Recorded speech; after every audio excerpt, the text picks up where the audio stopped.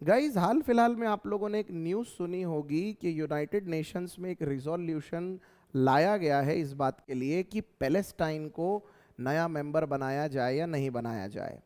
अब आप लोग देख सकते हैं, ब्रिटिश ब्रॉडकास्ट की एक खबर है जिसमें ये साफ दिया गया है कि यूनाइटेड नेशन जनरल असेंबली ने यूनाइटेड नेशन सिक्योरिटी काउंसिल को जनरल असेंबली ने सिक्योरिटी काउंसिल को ये बोला है कि वो तय करे कि पैलेस्टाइन को मेंबर बनाना चाहिए या नहीं बनाना चाहिए। ये खबर अपने आप में बहुत इंपॉर्टेंट है और इस खबर में से बहुत सी ऐसी इंपॉर्टेंट जीके की चीज़ें निकल के आएंगी जो एग्जाम पर्सपेक्टिव से तो इंपॉर्टेंट है ही, साथ में आपको किसी आरसी पैसेज में भी देखने को मिल सकती है, किसी डिस्क्रिप्टिव में, किसी जीडी में और इंटरव्यू में भी पूछी जा सकती है। तो अभी सिर्फ 5 मिनट में मैं आपको ये सारी चीज़ें एकदम अच्छे से ट्रांसपेरेंट वे में समझाऊंगा, तो इसीलिए इस वीडियो को लास्ट तक देखिएगा और हर बात को समझने की कोशिश करिएगा। देखिए, हम सबको पता है कि यूनाइटेड नेशंस जो हैं, यूएनओ, इस यूएनओ के टोटल 6 ऑर्गन्स हैं। सबसे पहले इस बेसिक बात को समझना बहुत ज़रूरी है। यूनाइटेड नेशन ऑर्गेनाइजेशन के टोटल कितने 6 ऑर्गन्स हैं। इन 6 ऑर्गन्स पे पूरा का पूरा यूनाइटेड नेशन टिका हुआ है। इसमें सबसे पहला ऑर्गन है United nation general assembly, UNGA कहते हैं। जो भी देश यूनाइटेड नेशंस ऑर्गेनाइजेशन का मेंबर बनता है वो यूएनजीए की जो कॉमन मीटिंग होती है साल में एक बार, उसमें आता ही है। इनफैक्ट उसमें आना कंपलसरी होता है। तो यूनाइटेड नेशन ऑर्गेनाइजेशन में अगर 193 मेंबर्स हैं आज, तो फिर यूनाइटेड नेशन जनरल असेंबली में भी सारे मेंबर्स आएंगे। अब उसके अलावा होता है United nation security council. United nation security council जिसे हम संयुक्त राष्ट्र सुरक्षा परिषद कहते हैं, इसमें 5 ऐसे मेंबर हैं जिनको परमानेंट दर्जा दिया गया है और 10 ऐसे मेंबर हैं जिनको नॉन परमानेंट दर्जा दिया गया है।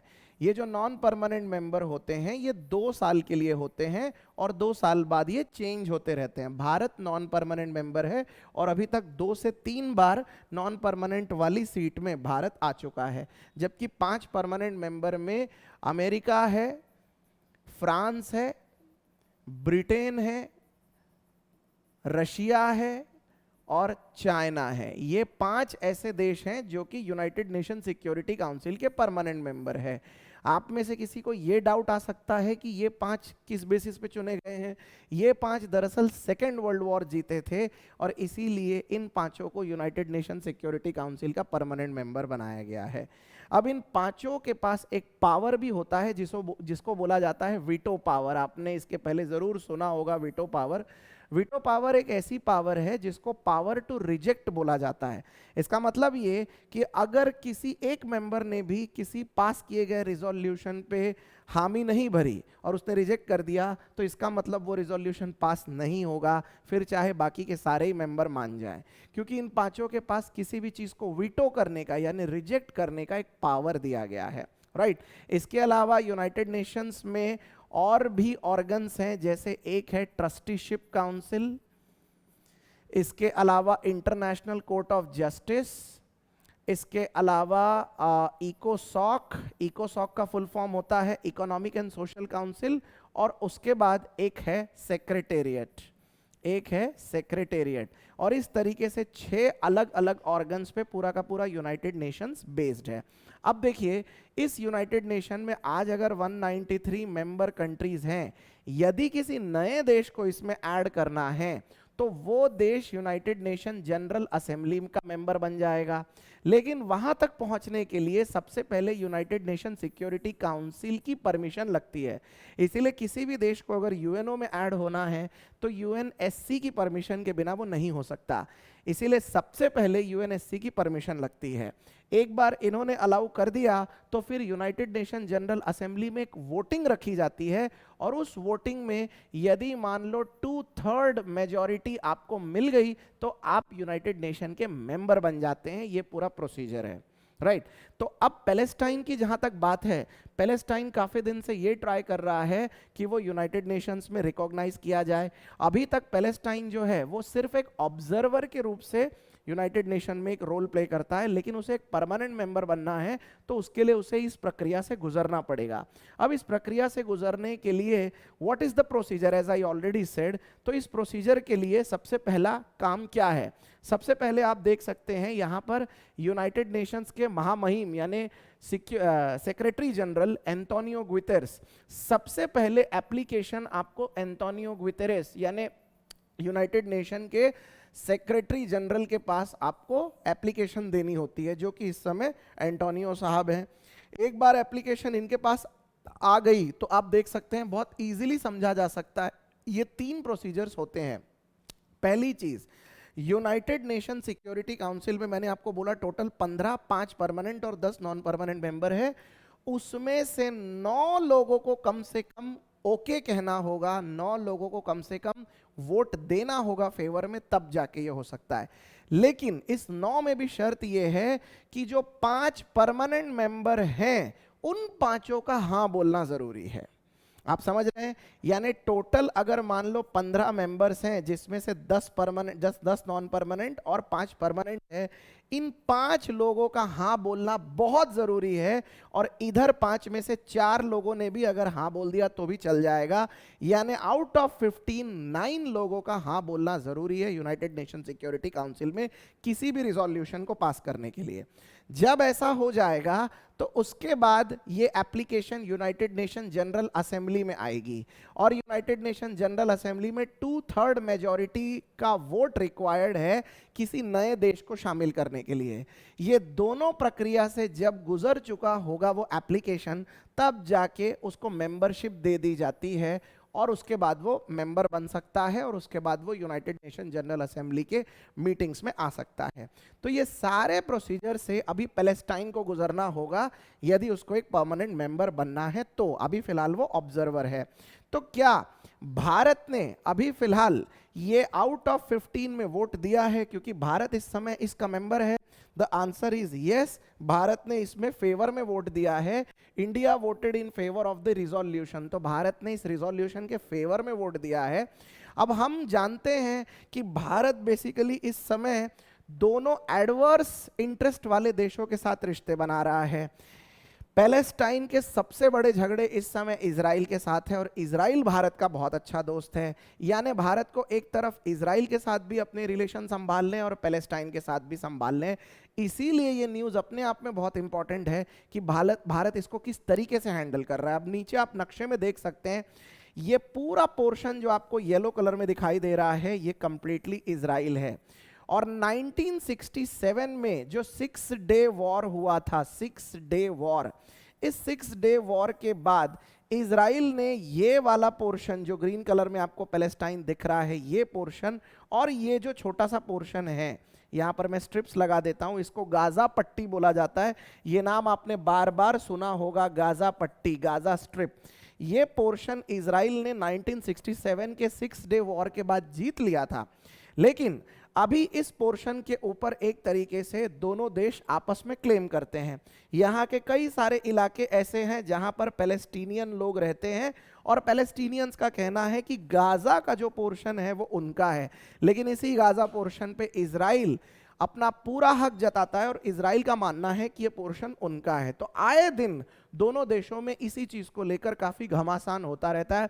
हाल फिलहाल में हमने जितने भी इजराइल और पैलेस्टीन के बीच में जो प्रॉब्लम्स देखे हैं, जिसमें पैलेस्टीन के तरफ से हमास डायरेक्टली इन्वॉल्व होता है, वो सब कुछ इसी पोर्शन के ऊपर है। काफी डेंस पॉपुलेशन वाला पोर्शन आपको यहाँ पर मिल जाएगा। अभी यहाँ पर आप देख सकते हैं आजू बाजू की कंट्रीज कौन सी है। यहाँ पर सीरिया है, ऊपर लेबनन है, इस साइड इजराइल है और बाजू में जॉर्डन है। अच्छा, एक और मजे की बात है, यहाँ पर जेरूसलम है, जेरूसलम, उसे हिंदी में हम यरूशलम कहते हैं। ये वही जगह है जहाँ पर जीसस क्राइस्ट का जन्म हुआ था और इस जगह पर दोनों ही देश जॉइंट क्लेम करते हैं।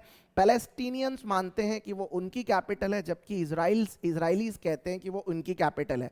यूनाइटेड नेशंस की बात अगर यहाँ पर हम देखें तो यूनाइटेड नेशन ने दोनों ही देशों को जेरूसलम के ऊपर अपना अधिकार जताने से मना किया है, क्योंकि ऑब्वियसली ये जो जगह है ये रिलीजियस है और ये पब्लिक इंटरेस्ट में है।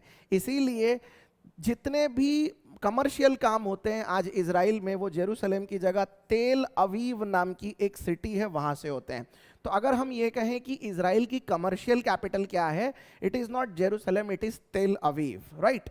अब देखिए आगे इसमें क्या हो सकता है, इससे पहले मैं आपको एक और चीज बता देता हूं कि भारत ने पैलेस्टाइन के फेवर में जो वोट डाला है ये बेसिकली क्यों डाला है। तो इजराइल, इंडिया और पैलेस्टाइन के बीच में जो डिप्लोमेटिक रिलेशंस हैं वो किस तरीके के रहे हैं, एक एक मिनट में समझ लेते हैं। देखिए भारत वो पहला नॉन अरेबिक देश रहा है जिसने रिकॉग्नाइज किया था पैलेस्टाइन को। ओके, पैलेस्टीनियन की जो लिबरेशन ऑर्गेनाइजेशन है, जिसको पीएलओ बोला जाता है, पैलेस्टाइन लिबरेशन ऑर्गेनाइजेशन, उसको हमने, वी वर द फर्स्ट जिन्होंने उसको रिकॉग्नाइज किया था, वो भी 1974 में, राइट। इसके अलावा भारत ने 1988 में सबसे पहले पैलेस्टाइन को एक देश के रूप में भी रिकॉग्नाइज किया था, ये भी बात सच है। भारत उन देशों में से एक रहा है जिसने स्टेट ऑफ पैलेस्टाइन को रिकॉग्नाइज किया था 1988 में, यानी एक तरीके से मान्यता दे दी थी, यानी कि हमारे तरफ से माना जाएगा कि वो एक देश है। इसके अलावा इंडिया और पैलेस्टाइन के जितने भी रिश्ते हैं उनमें सबसे ज्यादा कड़वाहट आई है जब इंडिया का झुकाव इजराइल की तरफ ज्यादा रहा है या इंडिया और इजराइल की दोस्ती ज्यादा हुई है, राइट। तो एक तरीके से ये अपने आप में बैलेंस बनाने जैसी चीज है कि भारत इजराइल की तरफ ज्यादा झुका हुआ है या फिर पैलेस्टाइन की तरफ। उसके साथ ही साथ आज की अगर हम इक्वेशन देखें, यानी 21st सेंचुरी की इक्वेशन देखें, तो जियोपॉलिटिक्स में एक शब्द है जिसको बोला जाता है dehyphenation foreign policy. Dehyphenation foreign policy का मतलब होता है जब कोई देश एक साथ दो देशों के साथ अपने संबंध बनाने की कोशिश करे, उन दो देशों के साथ जिसमें आपस में झगड़े हैं।